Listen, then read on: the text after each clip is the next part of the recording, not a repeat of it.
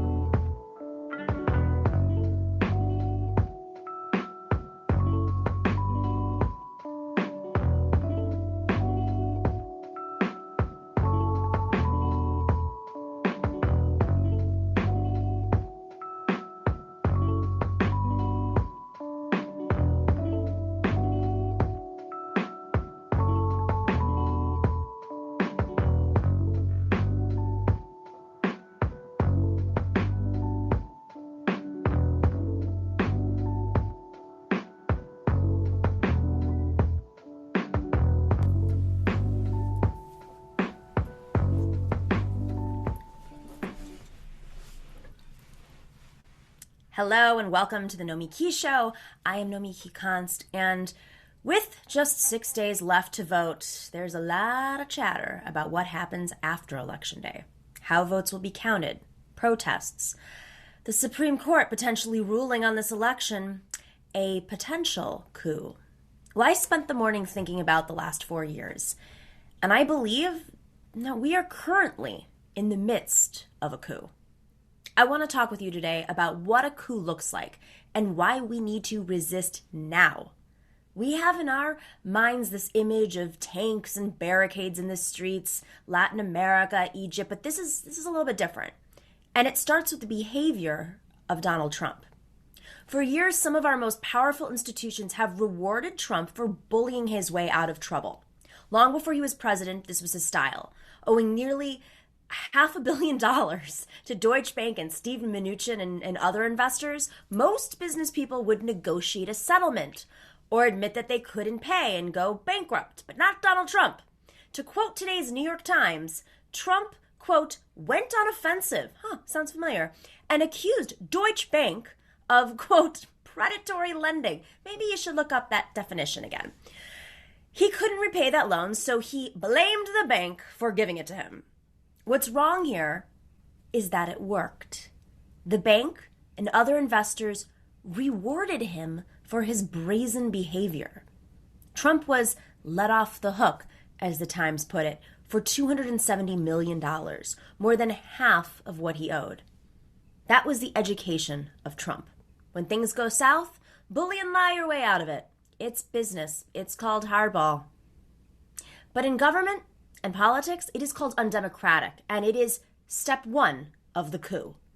So next Tuesday, 6 days from now, as the votes are being counted, and we have to assume Donald Trump will be Donald Trump, right? He will deny the results. He will say they are fake. He will say his opponents cheated. Maybe they were even predatory. Who knows? It worked before against Deutsche Bank, one of the largest banks in the world. It has worked for him to control the Republican Party. It brought more than 50 United States senators to bow before him. If it has worked before, why wouldn't it work this time, when Trump is faced with the greatest defeat of his life? His challenge to the election will set the stage. Just look around you and you can see other elements that are already in place. Police and their unions strongly support Trump, even to the point that they are breaking their internal rules and the law out in the open. A cop in Brooklyn yelled over his patrol car's loudspeaker, quote, Trump 2020. Of course, this cop was not from New York, as many NYPD officers are not from the city.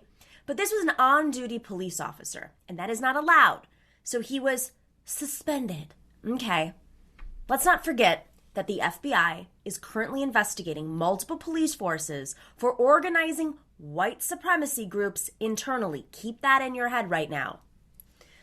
But how about Governor Abbott of Texas, who just a few days before the election proposed a set of laws increasing the penalties for what he called rioting? Make no mistake, this was about intimidating potential protest.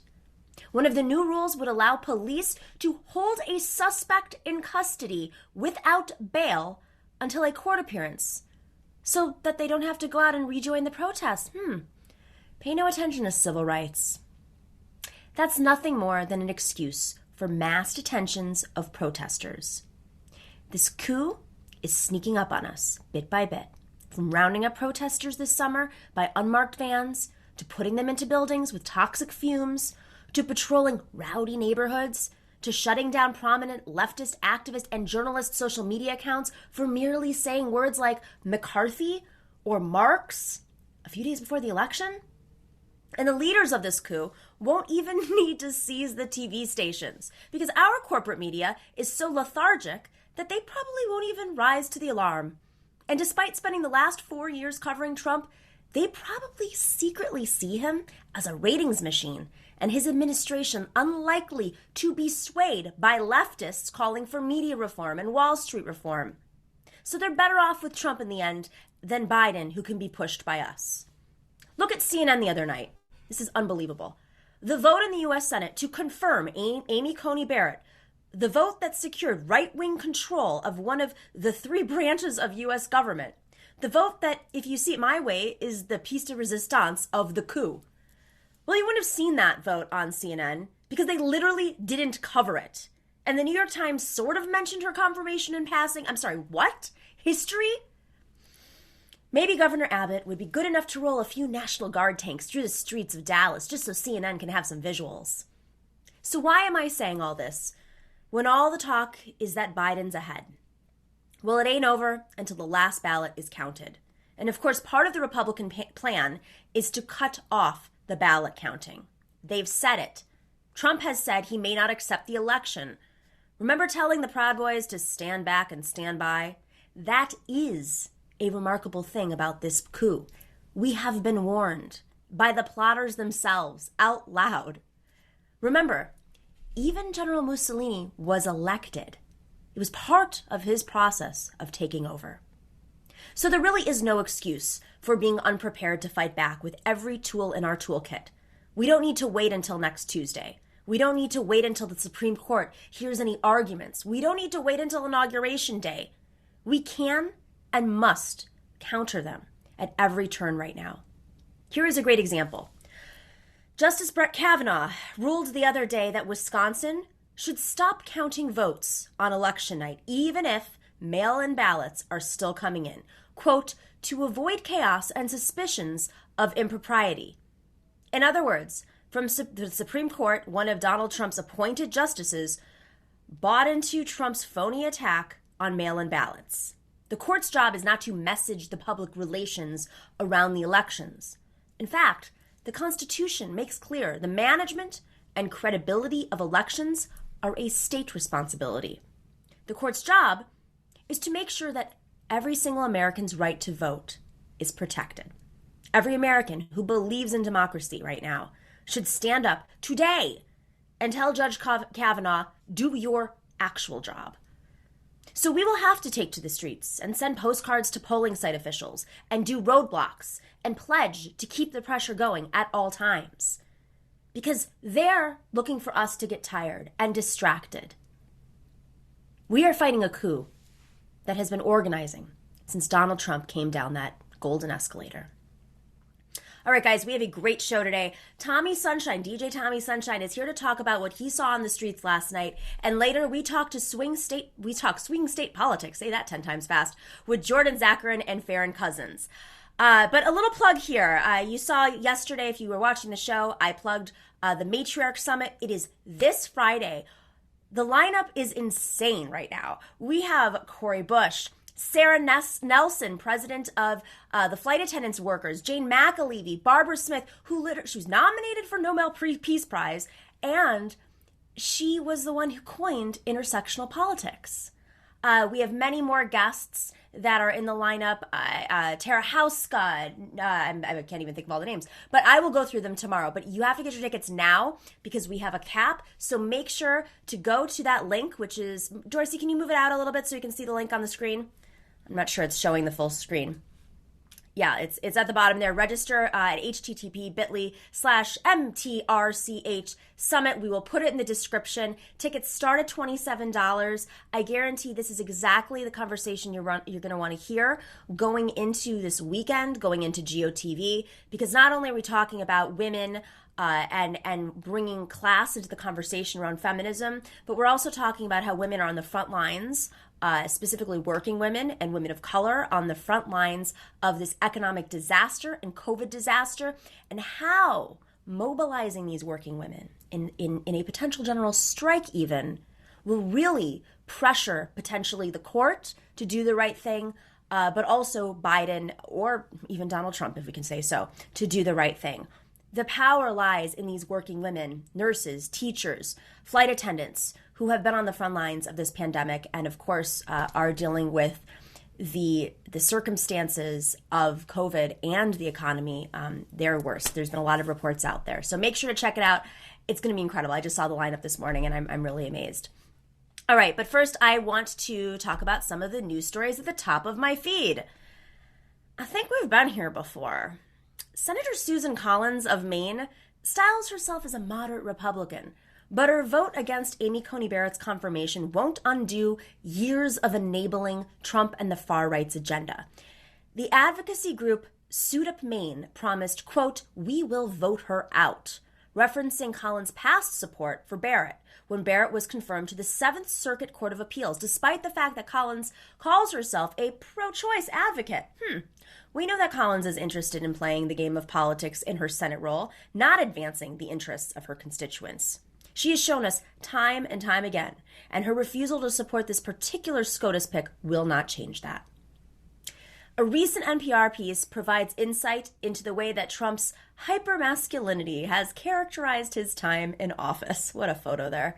From his candidacy in 2016, which hinged upon sexist rhetoric and locker room talk, to his current dismissal of COVID-19 and disregarding of others' suffering as a matter of strength, Trump demonstrates the threat to public safety posed by this hypermasculinity, and it has led to a dangerous misinformation surrounding pandemic protection, encouraged a culture of gender violence, and created unstable international relationships.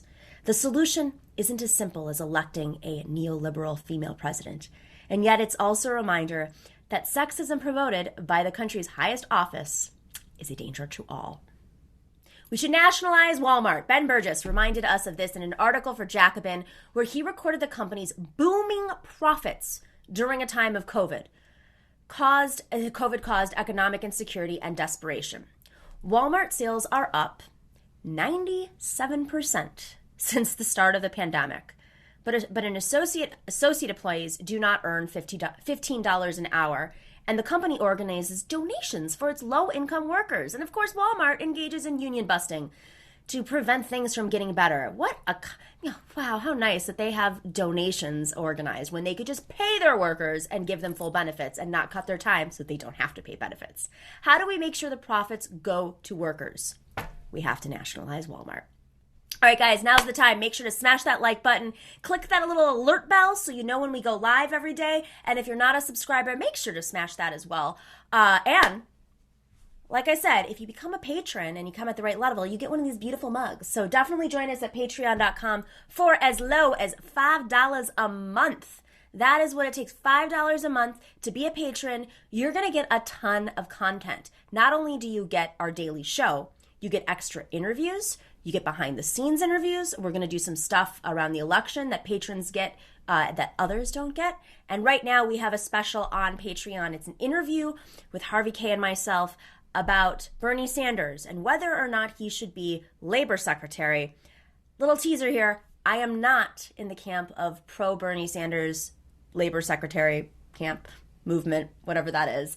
And Harvey K, I think he's on our side now. I think he was always on our side. But we have a really elaborate, detailed conversation reflecting on the history of Frances Perkins and why this would just be the wrong move for Bernie Sanders. So check that out at patreon.com/The Nomiki Show. We will be right back with the one, the only, DJ Tommie Sunshine.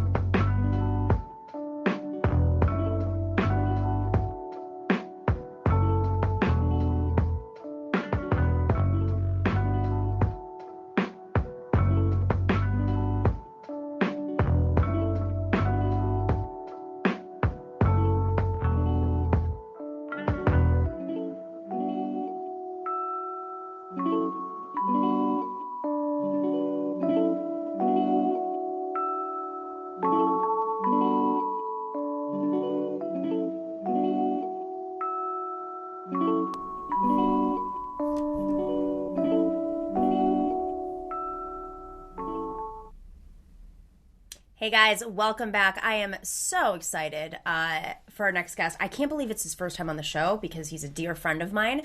DJ Tommie Sunshine. He is a record producer. He's an electronic music producer and DJ who describes himself as a raver activist protester. And of course, he was a surrogate for Bernie Sanders in 2016 and 2020. Just the greatest comrade. I really cannot speak more highly of Tommie Sunshine, and I'm really excited to have him on today. We had planned this, but we didn't know that there was going to be another major protest occurring again around police brutality. So Walter Wallace, there was a shooting in Philadelphia, and the police union calls for release of more information right now. That is the latest. This was a fatal police shooting of a 27-year-old black man, and about 1,000 protesters have marched through the streets of West Philadelphia on Tuesday demanding the justice for Walter Wallace, and they, of course, spread over to New York. And Tommie, you first off, welcome. But you were out last night, as you often are out there in the protests. It's easy to find you because you're really tall and you've got the long hair. Don't care. I was definitely out last night. I mean, last night was a little bit of a different one. We were definitely not in a, honoring Justice Ginsburg, move on, kumbaya protest last night. That was not the vibe. Like it was, it was an autonomous action. No organizers, no megaphones, no bridges. And as the kids love to say, no such thing as a good cop, no such thing as a bad protester. So, everyone was kind of left to do their heart's content. And, there were two main chants in the streets last night. Why are we here? Walter Wallace. That was that was kind of the refrain that went through the night. But one of the more interesting ones, which I tend to really like, is, what did you see? We didn't see shit. What did you hear? We didn't hear shit. And everyone does their thing. And I think that, we're living in a time now where we've learned from a summer of peaceful protest and literally zero change came from that. Zero change in terms of government change, policy change, accountability, etc. Yeah, nothing really to speak of that came as a result of literally hundreds of thousands of people in the streets across the country, and now this is elevating to different tactics, and those tactics are to bring attention to systematic racism and inequality and police brutality and absolute abuse on the sake of the police. And there's something that went on last night. Oof. We didn't even know when we were in the streets about the situation in DC with Karen Hilton. I don't even know how to say it yet because it's not even been discussed enough for us to know. Yeah. But another black man was killed last night in Washington, D.C., hot on the heels of what happened in Philadelphia. And so I think that tonight there's going to be an escalation of this because now it's another person. And one of the key things I think that's getting left out of this narrative about what happened with Walter in Philly was that he was mentally ill. Right. His parents were dealing with an episode. His family was dealing with an episode, and they called 911 to get an ambulance so that he could get medical attention. And of course, the police arrived before the ambulance did, and the police did what they know how to do, which is put 10 bullets into somebody and drop them to the ground in front of their mother. And that's how they solved this quote unquote problem with a mentally ill man. And no policeman in this country is trained how to deal with mental illness on any capacity. And they barely even are trained to use their guns. Like, forget about like how to dismantle like somebody who is, you know, clearly having an episode and having difficulties. Yeah. And, you know, then add this other man to the situation, and you see something. Well, at least I noticed something last night that I never saw before. And there was a woman who was trying to get through the crowd and probably saved us all from getting kettled last night. It was kind of. Hang on 1 second. So let's just lay this out. So kettling, Sure. just to remind folks, kettling is when it's a tactic that started at the 2004 RNC in New York. It's a tactic where you basically lock in protesters or, you know, movement, whoever's on the streets, and you lock them in so they can't get out. Is that a fair way of describing it? I mean, we've been in them together. Let's just be very clear. You and I have been stuck, Kettle. Oh, yes. I mean, and the craziest part of it is that, like, you know, there's a lot of double speak, as there typically is, involving government. And you have the announcement going out over the LRAD saying, you know, this has been deemed an unlawful assembly. This is the speaker system that Yes. the police use to notify folks on the streets about what's about to happen. Yeah. So Thanks so much. so that you know, they made the announcement that this was, you know, an unlawful assembly, and that if you left now, no charges would be brought against you. Well, about 50 police vehicles came from the west side of Atlantic Avenue and started to push all of the protesters towards the east side of Atlantic Avenue. On the east side of Atlantic Avenue were over 100 bicycle cops who had all linked their bikes together and made an immovable barrier so that no one could get through. And we were confused because we're hearing disperse and there will be no charges against you, yet we're getting crushed together by two opposition forces of police. And obviously the goal was to push people's patience. And of course, people who were being pushed into the bikes by like hundreds of people behind them, you know, started to push to get their way through. Well, the cops took that as a cue. All the cops got their batons out. They started to beat the shit out of the kids. And then the cops on the other end started to beat the shit out of the kids. So there were batons being swung everywhere from every direction. And this woman happened to drive in. She was just trying to get home from work. And there's video of her explaining to the cops, like, hey, I'm just trying to get home. And the New York City police busted out her window with her driving the car. Then they busted out her windshield, and they busted out all of the windows on her car. This was videoed by numerous people from different angles last night. And I thought that was strange because I'd never seen the police do something like that. Yeah.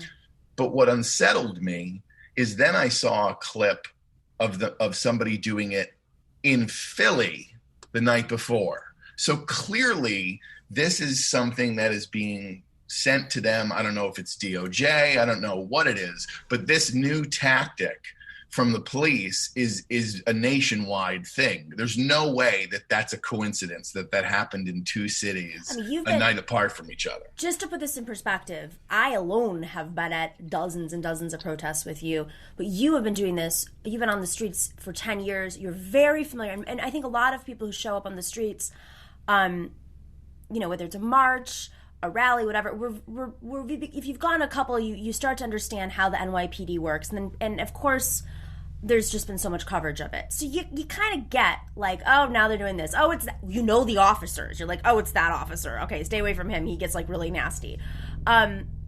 I mean, look at this. This is thanks Darcy for putting it up. Yeah, those are cops. Those are cops smashing this window. Could you tell if it was a woman of color? No, she was just like a typical, like, you know, Karen looking lady trying to get home from work. Like, you know, and but this distraction that she caused by kind of driving into the crowd and trying to get home broke the line of the policemen, the bike police, and it finally got everybody a chance to get the hell out of there. So she was our savior last night. I mean, there's so much anger. I mean, look at that. They're so aggressive. It's like they take steroids before they go out. Yes. I mean, clearly what we're dealing with now. And I think this is something that we've been seeing that has been escalating since Occupy in 2011. We've seen this level of impunity with police where it doesn't matter what they do because there's no consequences. Daniel Pantaleo can literally choke Eric Gardner to death on the ground in Staten Island, and he doesn't even lose his job. Like, I mean, like, I think he eventually did 7 years later, something stupid. You know what I mean? Oh, yeah. This is the footage in Philly the night before where they dragged someone out of the minivan. Their kids are in the car. Oh, my God. These are the police. What? I mean, like, so what we now know, right? This is a coup. We are watching a coup. You're right.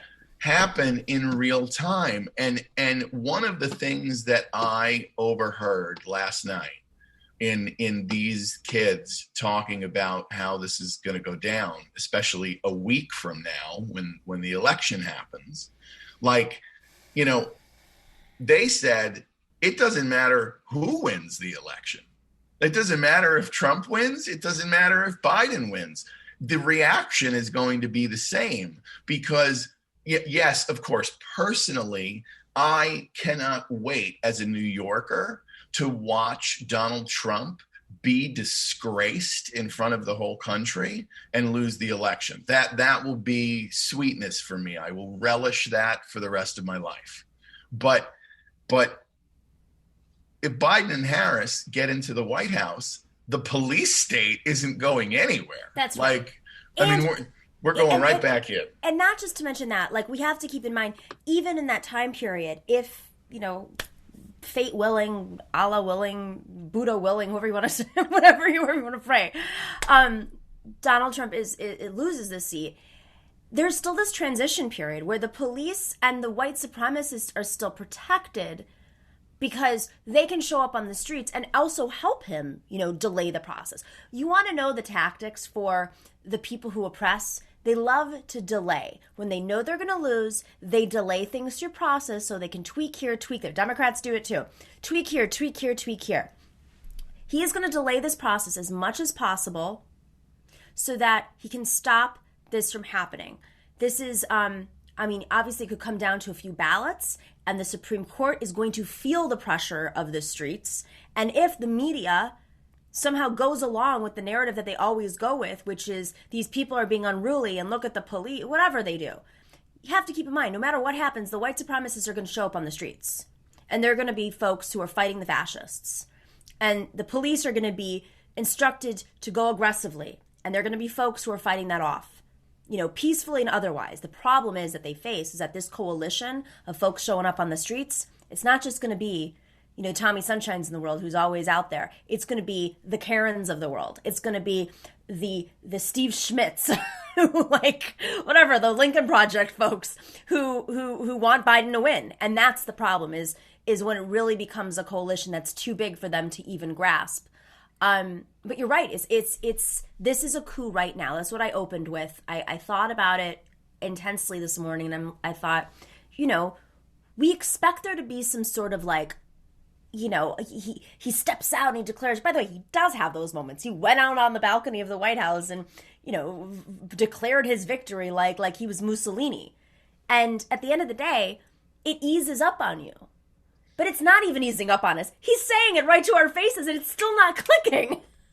Well, and let's not neglect the fact that, Joe Biden being installed as the Democratic nominee in defiance of, Bernie Sanders is having 27,000 person rallies, and all of a sudden Joe Biden gets installed as the Democratic nominee the way that we would install a dictator in a South American country. It's no different. I mean, this is a coup. It's a coup on both sides. I mean, that's the part of it that's so anger inducing. And that, I think, is the bottom line of what I saw last night, is that these kids are completely in agreement that the only way out of this is to do what they did in Chile and take the foundation of the government and their entire Bill of Rights and their entire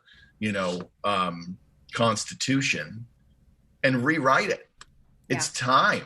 I mean, like, our constitution was written by white men who were slave owners, who barely were on the other side of colonialism, right, who came here and completely destroyed the population of this country in some sort of like manifest destiny drug dream. And like, we're left with these archaic, totally outdated rules. I mean, forget about the fact that no other races were mentioned in the founding fathers' paperwork. Women weren't even notated in any of that. So, I mean, like, this was all about this outdated perspective, which in 2020, no sane person subscribes to. So why are we following the rules and the laws of something that no longer serves us as a population? Because they're in power. I mean, capital is still controlled.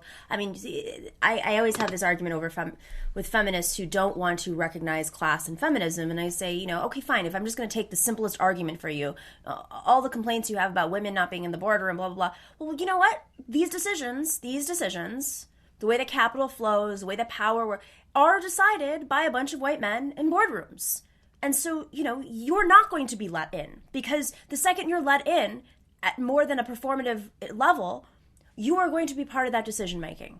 And suddenly that's about pulling power away from capital forces, the oligarchs. We could, there's a whole other segment to discuss. But ultimately, I mean, I noted in my opening how CNN didn't cover Amy Coney Barrett's confirmation. Like, what? I didn't get an alert on my phone. I learned she was confirmed by just opening up Twitter, and it happened 3 minutes before.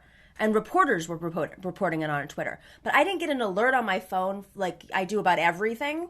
I don't watch baseball, but I guess like there was a championship yesterday. Like, I got that alert. I did not get that alert, which is really concerning to me as a sign of where we are and where media is going to stand in the face of all this in the next few months, and how they're going to portray this, and how they're going to try to influence the quote unquote normies at home who may not be inclined to show up in the streets. And maybe they'll sanitize Donald Trump, or maybe they'll sanitize the Supreme Court and say, they're handling this so well, or who knows what they're going to do. But at the end of the day, you have a police force that's there to protect Capitol just as they were in controlling slaves. And they're, in New York in particular, and many cities across the country, they don't even live in the cities. They're not to mention how they deal with people who have mental health issues. They're not trained to operate to try to keep the peace. They're there to suppress people and to make sure they're not unruly. Well, and let's not like forget that. I mean, from my perception, and this goes back to Occupy. This is 2011, me in the streets for Occupy. Like, if there has been one thing that I can say that I have learned from watching the police here in DC, I was in Washington, DC on Inauguration Day in 2017.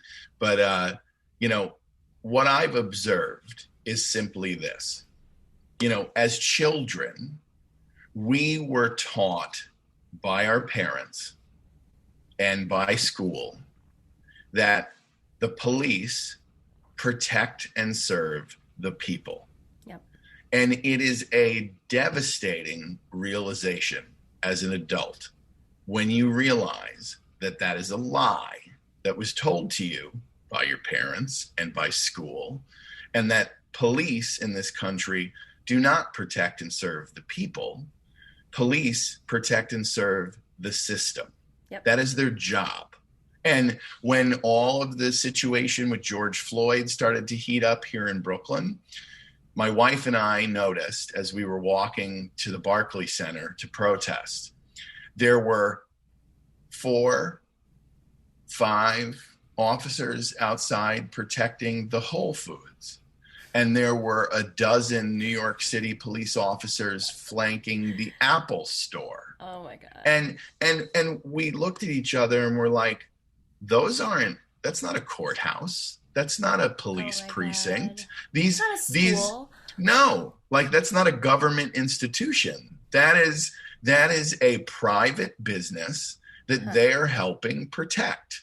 And there is a quote that I have to reference. It's by the almighty George Carlin. And he said this better than any of us could. And he said that politicians are there to give you the idea that you have freedom of choice. Mm. You don't. Mm. You have no choice. You have owners. They own you, and they own everything. Mm-hmm. And those are wise words. And this is not what any like normcore middle American person wants to wrap their head around. They want to think that like all they have to do is show up every 4 years and root for the right team and keep their fingers crossed and that everything is going to be okay. But I think we've reached a breaking point in this country where it is going to take more than radical leftists. It's going to take more than, incentivized, angry move on liberal Democrats. It's going to take more than just the activist core of this country to enact change. It is going to take everybody. And when we start to see numbers on the level of Belarus and Chile and Venezuela, and when you start to see numbers that you can no longer deny, Arab Spring numbers, like that's when things have to be paid attention to. Right now, like it's really easy to blow off all these protests because the numbers aren't big enough. Like, I mean, I hate to say that. I mean, I was showing up to Black Lives Matter protests in 2014 when there was 20, 30 people at them. So the numbers don't matter to me. The numbers matter to the people who make the laws. Like when they see that, like, the normal folks with their kids and their dogs are marching in protests, that's when they get nervous. Because when it disrupts the white people is when they actually start to make changes, because they don't give a shit about everybody else. But they also have to continue to stay engaged. And so one of the tragedies of the Women's March and the uprisings is that we go back into our norm. There's another crisis we have to deal with. Obviously, we're in the pandemic, so that's a big part of this too. It's cold outside. But at the end of the day, we can't let what happened in 2000, which was also a coup, happen this time around. We need to hold on to our wokeness and mobilize it in whatever ways we can. Tommie, before we wrap up, because we have a little segment afterwards, I know you were going to play a little something for us. Maybe get us excited. There's hopeful. As much as we can be excited about whatever the hell is going on right now, but yes, my record label actually is about to put out its 500th track which is 500 releases over 10 years. So it's November 16th. We are 10 years old. But this is the 500 release, and it's a track I made with a couple of buddies, Kmart and Slatton, and I'll play it now. Cool. Maybe we can have a little. Thank you, Tommie. Thank you. Hope to have you back on soon. All right. The floor is yours.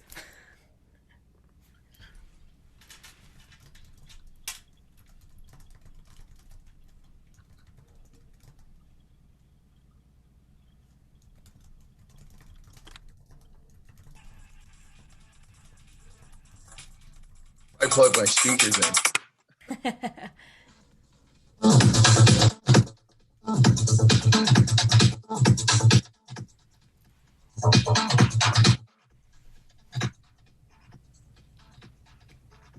Is it coming in? It sounds like it's not coming in very loud. We didn't test this before, guys. Can you not hear it? No, I can't hear it. There we go. There? Oh, it's out again. Oh, God, no. We're so ambitious, Tommie. You can hear it? There we go. Yes.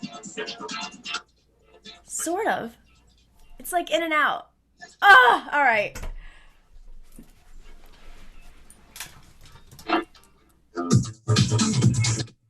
There. Keep it there.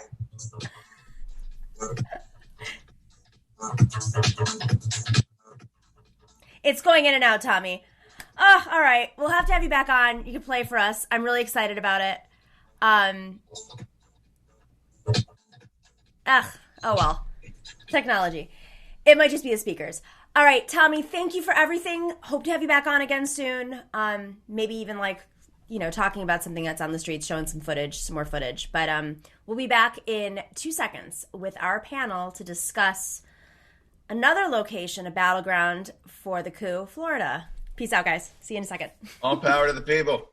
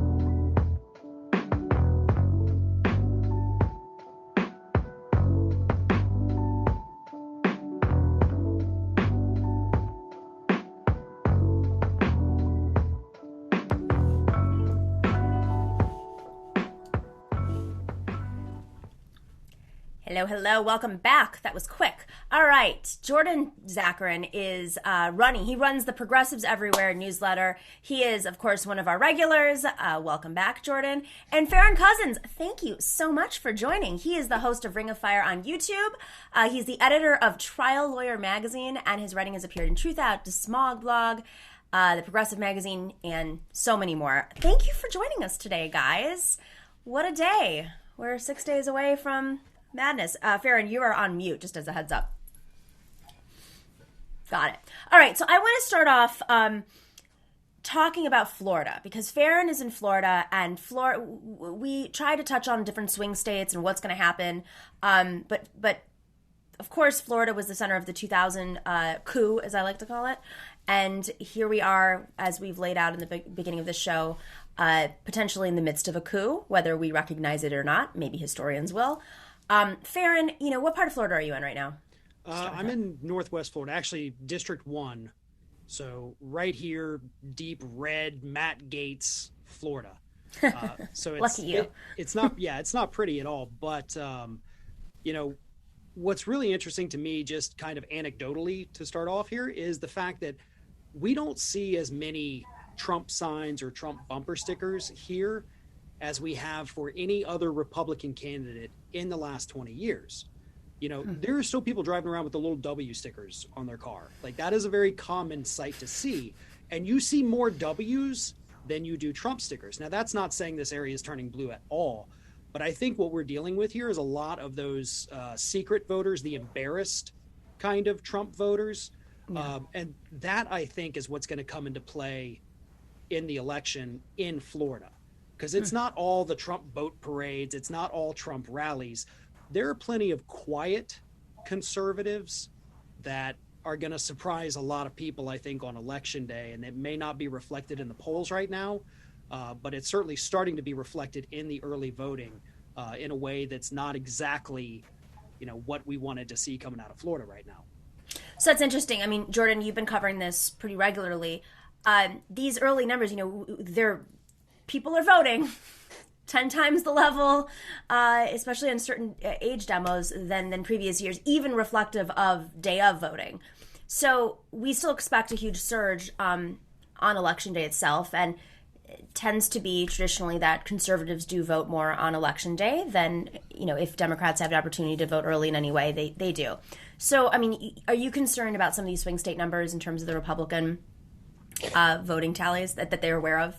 I mean, I think the more votes, the better generally, right? I think that generally helps Democrats. I think that in terms of Florida, I think even if Republicans get more votes, I don't want to call it a victory. They disenfranchised 1.4 million people, even though Florida voted to give them their voting rights back, which they never should have lost. So they will either... Right? Yes, they'll either, people who are formerly incarcerated. So they will either lose or cheat and steal an election. So that's first and foremost, as Farron, I'm sure, knows very well down there in Florida.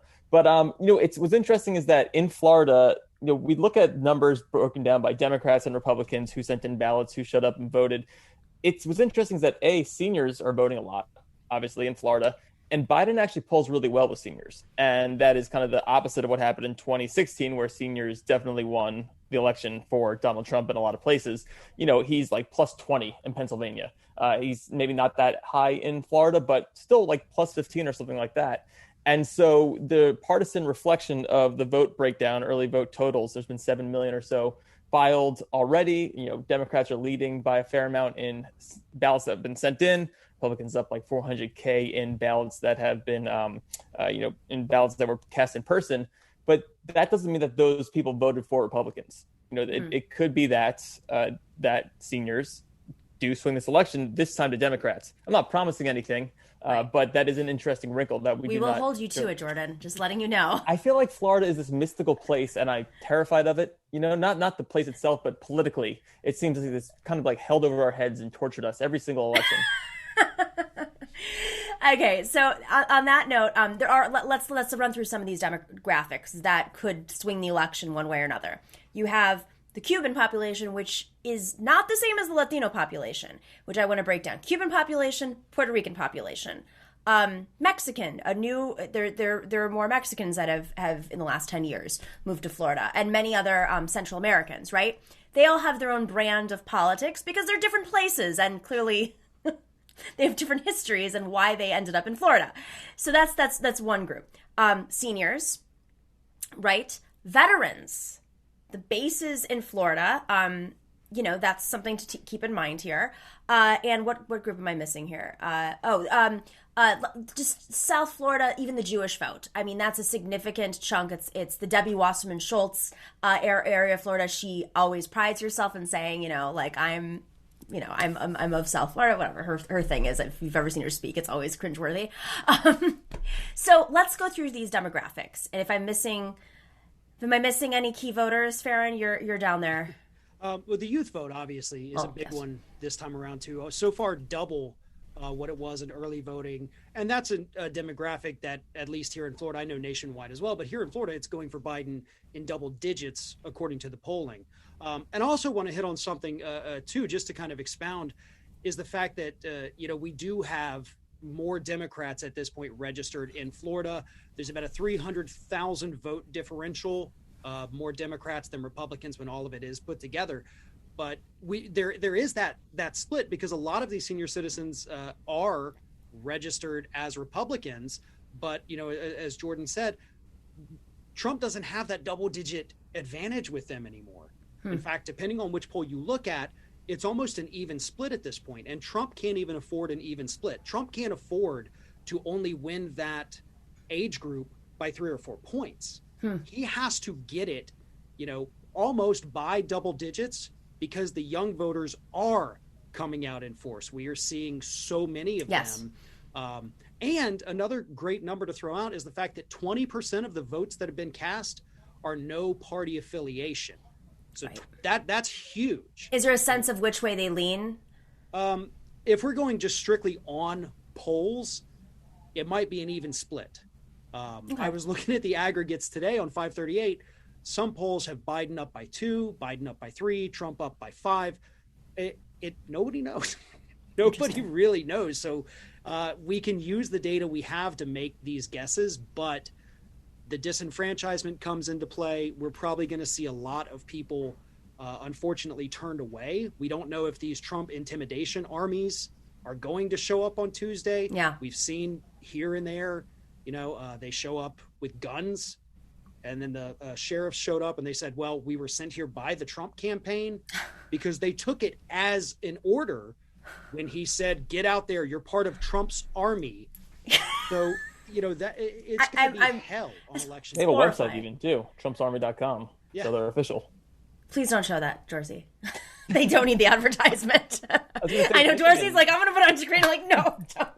In Michigan, they just allowed guns at the polls, so we'll see what happens there too. I think it's legal in Arizona too. This is not you need to vote. Well, you need a gun to vote. It's really important to make sure that you get your ballot cast. And one other thing I want to mention is easier to get a gun than to vote, though. So let's just make that clear. One thing I wanted to mention is that with Black voters obviously turning out a lot en masse in Florida, despite being very clearly disenfranchised, they are turning out in big time.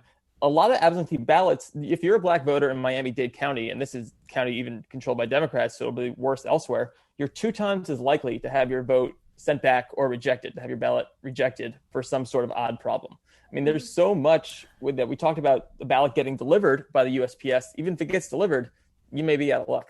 Can we just hit on that for a second? Because if you guys recall, Jeb Bush had this whole tactic. And in Florida and Farron, maybe you can go into a little bit more depth about this because I'm a little rusty in my memory, where they looked for names that sounded like they were African-American names and purged them. Can you explain how that went down a few years ago? Yeah, what they did was it was a little more, it nuanced in their words. Clearly. They would look for anyone, say your name is John Smith, for example, and they would say, well, look, we have right here, John Smith was in jail. So every John Smith, you were in jail. You're all the same John Smith. And obviously that's not the name, but that's what they would do. They would say your name matches somebody who was ineligible to vote. Mm-hmm. And therefore, it doesn't matter if we kick 40 of the same person off, knowing it was only one of them. We're kicking them all off just to be safe. I'm sorry, the dogs are a little crazy right now. But very upset about that's what happened. And that is what is so, so scary about it. Because we have a strong Republican government at the state level here. They control everything. And on election day, they're going to control everything. And so the only way to defeat that is with these massive numbers. If there is not a clear and decisive Biden victory on Tuesday, this thing's going to go to the courts down here or the Supreme Court, and none of that ends well for anybody but Trump. And that's also why other states like Pennsylvania, Arizona, Wisconsin, key states where Biden, you need those that turnout much higher so that it's Florida isn't holding the election over all of us again. All right, I'm just going to open this up to the group. So some of these demos that we went over, how's the Puerto Rican, there was a big emphasis on registering folks who had fled from the island to Florida and other states, but specifically Florida because the numbers were so large, to vote. Does it seem like they're going in favor of Democrats? Any sense? I personally don't know. There's not a ton of real good data out about that. Obviously, we have the very large Cuban population, which does go towards Republicans. The Puerto Rican population, I would have to imagine, if they're basing it solely on, are you better off than you were 4 years ago? Logic would dictate they're not going to go for that. But I don't know. I'm in an area up here. We don't have a huge Puerto Rican population or a huge Cuban population. So we're, kind of a different animal. We're basically Alabama just with better beaches where I am. So that's what we've got. So I don't know. I can't speak too much to that. But again, logically speaking, you would think after what Trump did to Puerto Rico, after what the banks have done to Puerto Rico, most of that was under Bush's watch, some of it under Obama, of course. But, you would think, but then again, you can never predict if people are going to go with logic or with gut.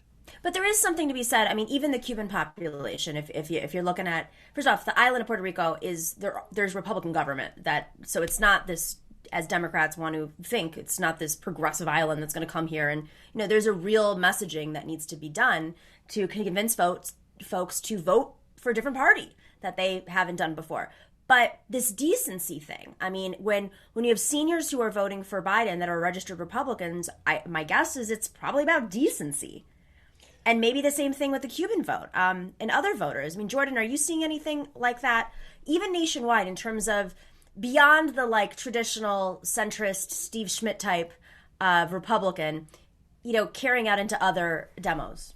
Well, we're seeing seniors in a lot of states turn towards Biden. And I think, I guess what Trump didn't realize, I wouldn't ascribe him any positive motives, but when you let 200,000 of a certain demographic die, they're not going to support you as much. I think the fact that I guess he didn't realize that if you let 200,000, probably about senior citizens die, they're less likely, the ones who remain, to vote for you.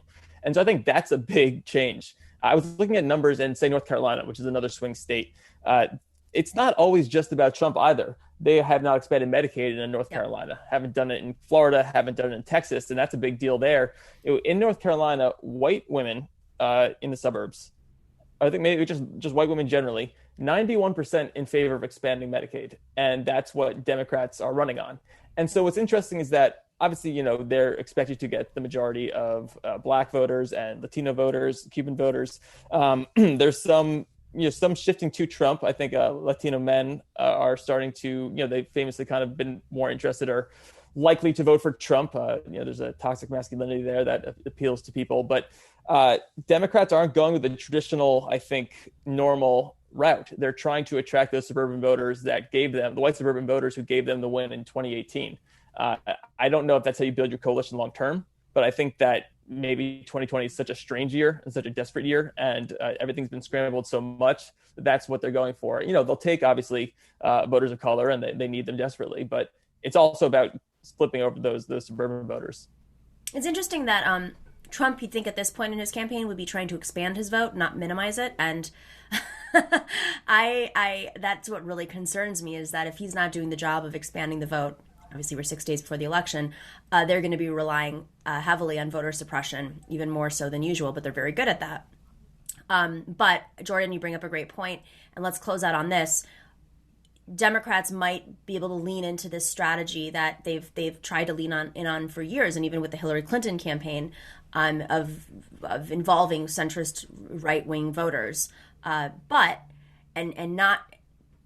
taking for granted other demos who traditionally turn out in masses or lean left.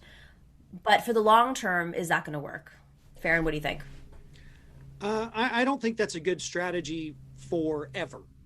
I think the big strategy is you have to start recruiting the young people. But in order to do that, you have to rethink who you are and what you do and what you stand for.